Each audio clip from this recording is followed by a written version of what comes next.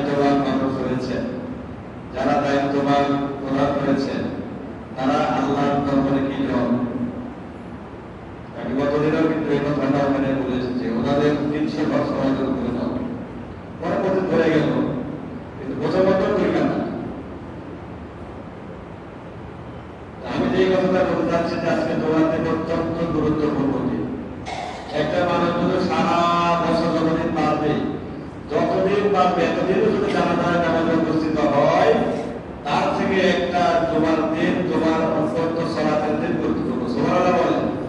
সারা জীবন জানাজার জোগাড় করবে একটা মানুষ।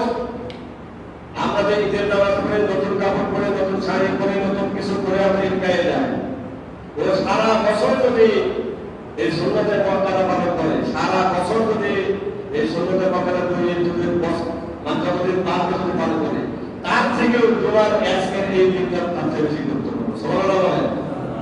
আমরা কোথায় আছি? তাই বিশ্বের তারা জোয়ার দিনে যখন তোমাদের জোয়ার দিন আসে, তোমরা তখন সকালবেলা তোমরা গোসল করে নাও। সকালবেলা গোসল করে পরিপাটি হয়ে সাবান শ্যাম্পু দিয়ে গোসল করে তোমরা সুন্দরভাবে বাড়িতে যে পরিষ্কার জামা কাপড় আছে, পরিষ্কার জামা কাপড় পরবে, সুগন্ধি রাখবে। এরপরে তোমরা পড়তে যাবে। জোয়ার দিন যখন হয়, ফেরেশতারা তাড়াহুড়া করে তোমার বিশ্বনবী জনাবে মুহাম্মদ রাসূলুল্লাহ সাল্লাল্লাহু আলাইহি ওয়াসাল্লাম বলছেন যে আল্লাহ তাআলা কে তাড়াহুড়া করতে ফেরেশতারা সকাল 10টার সময় ফেরেশতারা যখন তাড়াহুড়া করে, আল্লাহ প্রাপ্ত সবই জানেন, তারপর জিজ্ঞাসা করছে, ও ফেরেশতারা তোমরা কেন তোমাদের তাড়াহুড়া করো? বললো যে তোমাদেরকে এত তাড়াহুড়া করা দেখি না। এইবার ফেরেশতারা উত্তর দিচ্ছে, আল্লাহ রে, তোমার দিনে এমন একটি সময় আছে, এমন একটি সময় ওই তোমার দিনে সকালবেলা মসজিদের দরজায় গিয়ে আমরা দাঁড়িয়ে যাই, আর দেখি আর কিছু বলা হয় কোরআন কার সন্তান আগে মসজিদে বসাই। এই কারণে আমরা ওই খাতার ভিতরে আমরা লিপিবদ্ধ করে রাখি। যার সন্তান সর্বপ্রথম মসজিদে তোমার দিনে প্রবেশ করবে, সর্বপ্রথম ওই ব্যক্তির আদর্শ হয়। এই যে কুরবানি চলে গেল, একটি কুরবানির একটা কুরবানির যে সব হয়, ওই পরিমাণ সব ওই ব্যক্তির আদর্শ হয়, লেখা হয়ে যায়। সুবহানাল্লাহ। কি হয়ে যায়? একটি রূপ কিন্তু আমাদের কিনা আমরা সমর্থন অনেকেরই নাই। কথা আছে, একটা দাম দেখলাম যেটা দিয়েছে 24 লক্ষ, 25 লক্ষ, 28 লক্ষ, 30 লক্ষ করে লাভ যাচ্ছে। আমাদের কোথায় জমি তো সব বিক্রি করে একটা দাম। আর আল্লাহ পাক আমাদের যদি কত সহজ করে দিলেন যে তোমরা জোয়ার দিনে সকালবেলা যে ব্যক্তি সর্বপ্রথম মসজিদে উপস্থিত হবে, ওই ব্যক্তির জন্য একটা কুরবানিতে যে পরিমাণ সওয়াব হয়, ওই পরিমাণ সওয়াব তারা আল্লাহ লিখে দেওয়া হয়। সুবহানাল্লাহ। এরপরে দ্বিতীয় যে ব্যক্তি প্রবেশ করবে, ওই ব্যক্তির আমার মনে হয় একটি দুর্বা কুরবানিতে যে সওয়াব হয়, সেই পরিমাণ সওয়াব দেওয়া হবে। এরপরে আপনারা নাচ করবি, সর্বশেষ এসে আন্না মানে এই পরিমাণ বর্ণনা এসেছে হাদিসের ভাষায়। তারপরে আর কোনো বর্ণনায় আসেনি। এখন পর্যন্ত মুয়াজ্জিন সাহেব আযান দিলে যখন হাইয়া আলাস সালাহ হাইয়া আল ফালাহ, হে আল্লাহ বান্দারা তোমরা কল্যাণের দিকে আসো, আমাদের দিকে আসো, এই কথাটা কে বলেছে বলেন তো? এই কথাটা কার কথা? বলতে হবে না, ঠিক আছে, আল্লাহর কথা বলতে হবে। হাইয়া আলাস সালাহ বলেছে, হাইয়া আলাল ফালাহ বলেছে, এরপরে আর আপনার কাজ করার জমিনে পড়ে থাকার কোনো অভিজ্ঞতা নাই।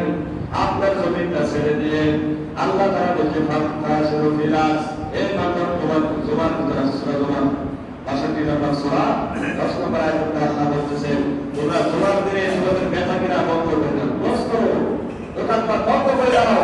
এরপরে তোমরা তোমার নামাজ থেকে ধাবিত হও। এরপরে কি করবে? যখন তোমাদের নামাজ সমাপ্ত হয়ে যাবে, তখন তোমরা ফান্তাশিরু ফিল আরদ, তোমরা জমিনে ছেড়ে করো।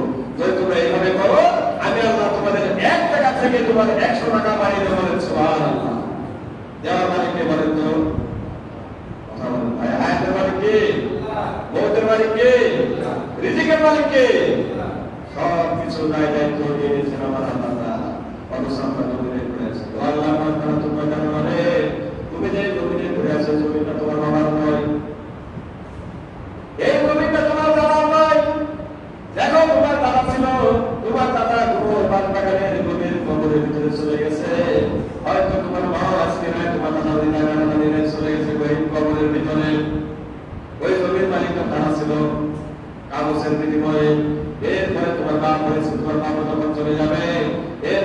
ব্যক্তি হবে মালিকানা। বলেন তো এই জমির টাকা আপনারা বলছেন আল্লাহর যে যারা বেশি শুকরিয়া আদায় করবে, যে যত বেশি শুকরিয়া আদায় করে তবে করবে, তার তত বেশি আল্লাহর অন্তরটা প্রশস্ত করে দেবে। বলেন সুবহানাল্লাহ। কারণ আমরা বলতে চাইলে বলে আমরা কি কথা বলে এগুলো আমাদের মনটা বলে গেছে। কি হয়েছে? সালাম দিতে গেলে কি করতে হবে?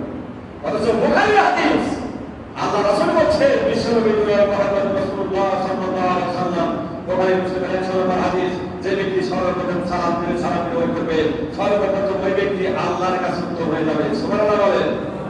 বুখারী মুসলিমের এক নম্বর হাদিস, যে ব্যক্তি সালাম গ্রহণ করবে, সর্বপ্রথম সালাম দিয়ে বাদ ছাড়বে, পরিবর্তন করবে, অহংকার করবে না, এমন ব্যক্তি ছোট বড় দেখবে না, বেশি বেশি সালাম গ্রহণ করবে, বিশ্বনবী বলেছেন ওই ব্যক্তি জান্নাতি। সুবহানাল্লাহ বলেন।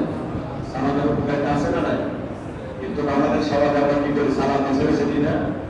জায়গা লাগে, চেয়ারম্যান দিই, বড়ের দিকে এদেরকে কাছে সালাম দিই, ছোট বাচ্চাদের সালাম দিই না আমরা। অথচ বিশ্বনবী তার জামাই ভদ্রতায় তার শ্বশুরকে দিতেন, বিশ্বনবী তার জামাইকে সালাম দিতেন। স্ত্রী তার স্বামীকে সালাম দিতেন, স্বামী তার স্ত্রীকে সালাম দিতেন। এতে করে কি হতো? মহব্বতটা আরো বেশি হয়ে যেত। অথচ আজকে আমরা সালাম দিই না। এই সালাম না দেওয়ার কারণে আপনাদের মধ্যে অহংকার অহমিকা হয়ে গেছে।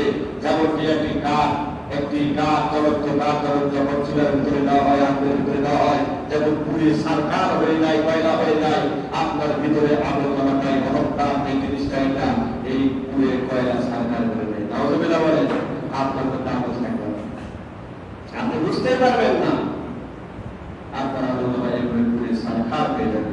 প্রিয় মুসলিম ভাইয়েরা আমার, আজকে জিকরা সরকার করা উত্তর দাবি করছে মুসলিম ভাইয়েরা, আমরা যে জমিতে পড়ে আছি এই জমিটা অবশ্যই আমার